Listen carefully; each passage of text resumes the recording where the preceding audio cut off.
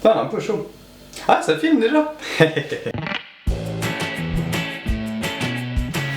Bonjour à toi cher internaute, je suis heureux de te retrouver sur la cuisine de Monica pour une nouvelle recette. Une recette qui nous vient tout droit des États-Unis, un carrot cake. Vous allez voir, c'est une recette très facile. Ouais, il faut bien des recettes faciles de temps en temps. On n'est pas là pour parler et blablater des heures. L'important, c'est que vous réussissiez cette recette ici. Allez, à tout de suite.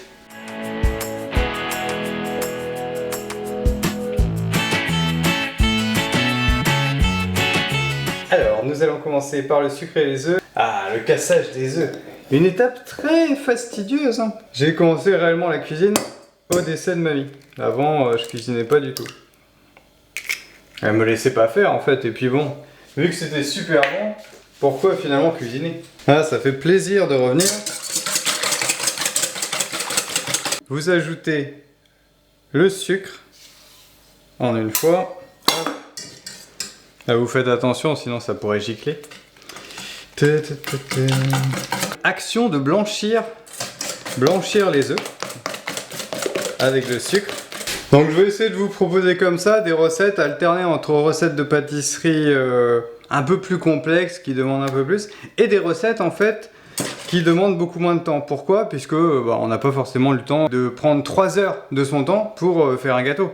Et là on prend 20 minutes. 20 minutes et franchement en alternant avec ça et puis après le Philadelphia qui sera incorporé, 20 minutes, en 20 minutes c'est fait et puis en moins de temps c'est dans votre ventre et franchement c'est un très très bon gâteau.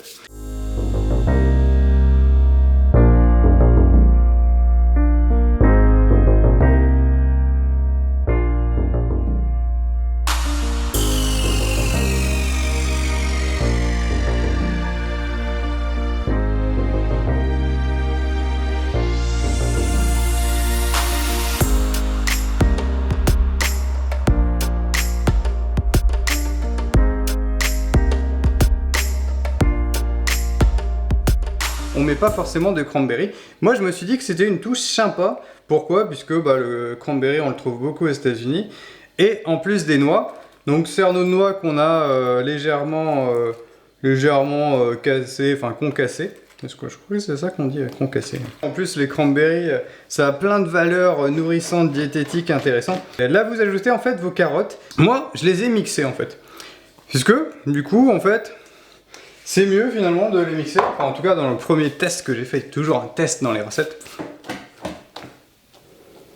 Donc là c'est un cercle de 20 cm sur 4,5 cm de haut. En fait, nous allons enfourner, four 180, 45, 50 minutes, surveiller au bout de 35 minutes et on se retrouve après. Donc voilà, notre gâteau est sorti du four. Comme vous pouvez voir, ça a débordé. Je pense que c'est aussi un des problèmes qu'il peut avoir si on veut que ça déborde avec un cercle. C'est différent que si on avait un moule à charnière ou différents moules où il n'y a pas de débordement possible.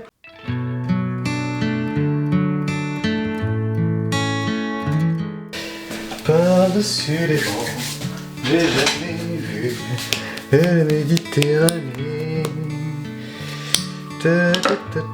Donc voilà, en fait ça c'est les plus petites boîtes de Philadelphia. Il existe deux formats de boîtes de Philadelphia.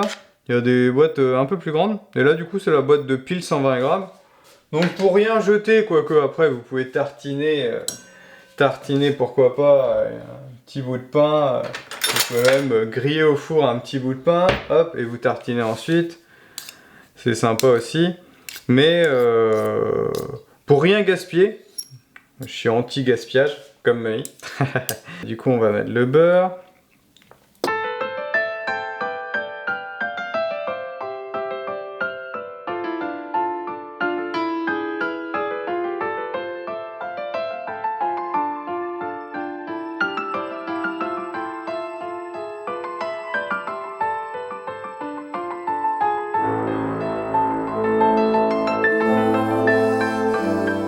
Alors maintenant, c'est à vous de réaliser ce gâteau. N'hésitez pas de mettre un petit j'aime et un commentaire sur la vidéo. Ça fait toujours plaisir. Et surtout, à vous abonner si vous voulez avoir des recettes très faciles et simple à faire. Et à très vite. Mais en plus, j'ai des cartes postales. Il y a des gens qui t'écrivent. Merci. Alors, je sortis que la première. Ok. Parce que j'ai reçu beaucoup de cartes postales de vacances des astronautes. Voilà. Tes astronautes, enfin, tes internautes. Les internautes, oh là là là là, aujourd'hui je bafouille.